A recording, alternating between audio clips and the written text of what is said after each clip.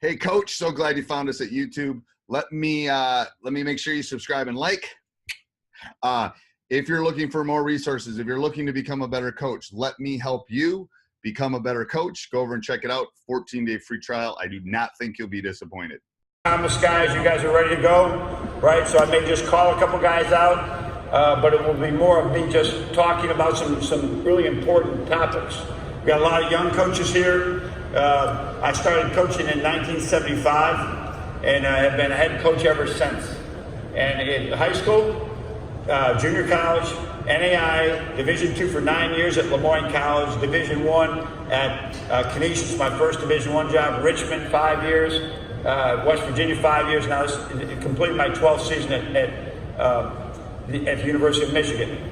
So it is I've seen it all. I was coached before the shot clock, coached before the three-point line, right? Coach when everybody used to press because you'd only give up a 2, and now nobody presses anymore because you're going to give up a 3.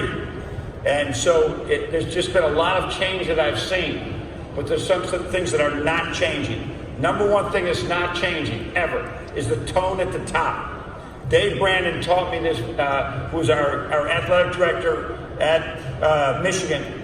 The tone at the top. What are you like every day? What is the tone you're setting for your staff, for your team? Do you walk into every practice like a grouch, right? Do you walk into every film session, right, with a different area? Do you compromise the rules in any way, right? How do you treat the women's team? How do you treat other people on campus? How do you treat the janitors? Whatever tone you set at the top is what your team's going to be like. And you have to understand that. You have to live by that. If they see you, if there's one thing that you can never be replaced is integrity. And if your tone at the top compromises integrity in any way, in any single way, right, it's going to change the whole direction of your team. So it's very important you understand that. That's the number one thing. That, and then obviously integrity. There's a Shakespearean quote that says, some men are born great, some men achieve greatness.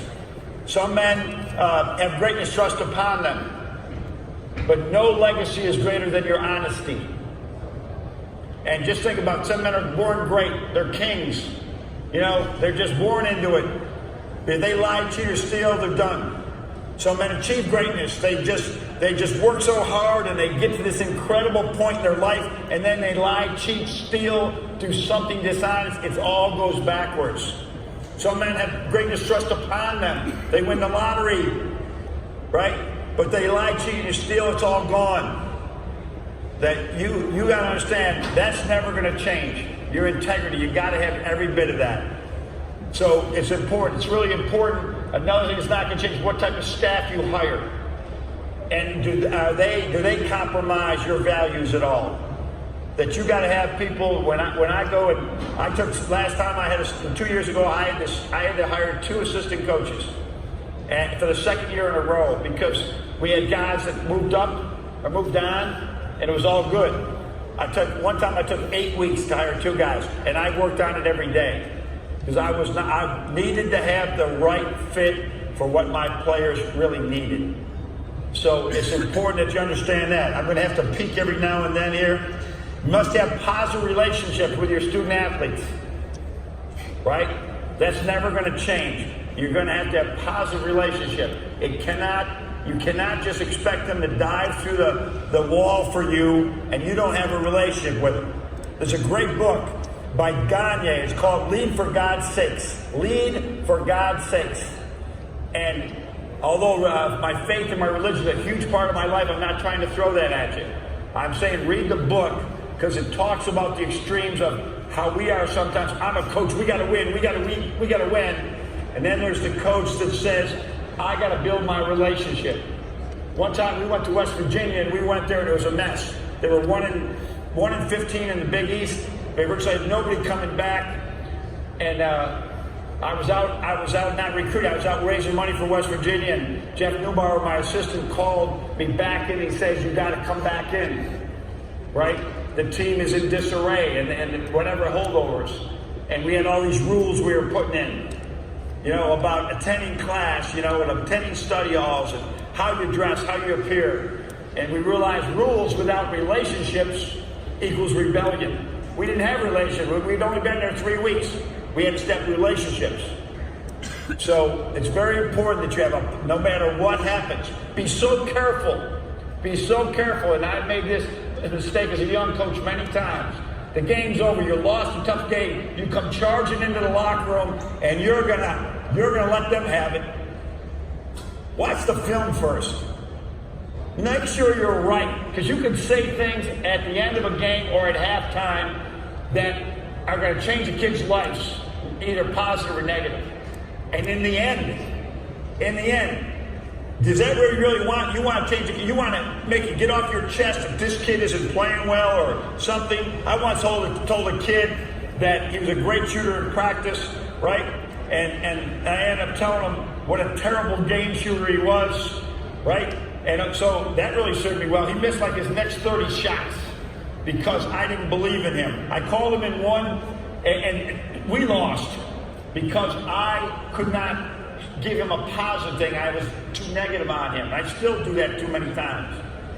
And then I called him in the office one day and I said, you know what? Back there in January, that I was a bad coach. I never should have said those words. You actually got great capacity to be a great shooter. I do believe in you, and I was 100% wrong. He made 5 threes that day, and we won our last game, and it ended up, being a changing our season.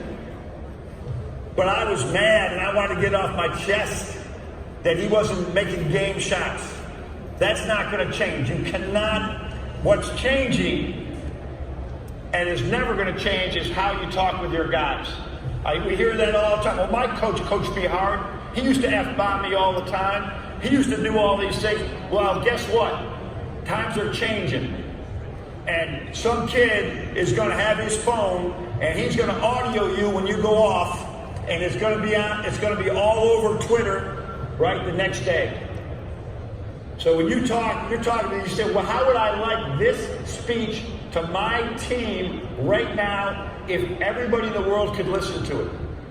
Would I let them hear what I'm saying right now? That's what's changing.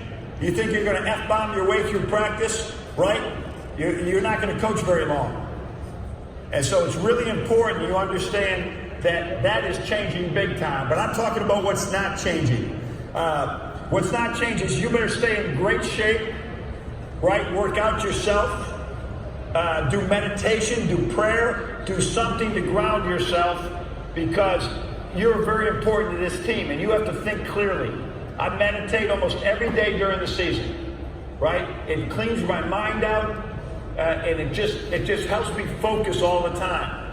But I also, right, make sure that I get my 10,000 steps in every day, that I try and keep care of and when I don't do it, I know it right away. I'm not as good a coach because I'm stressed.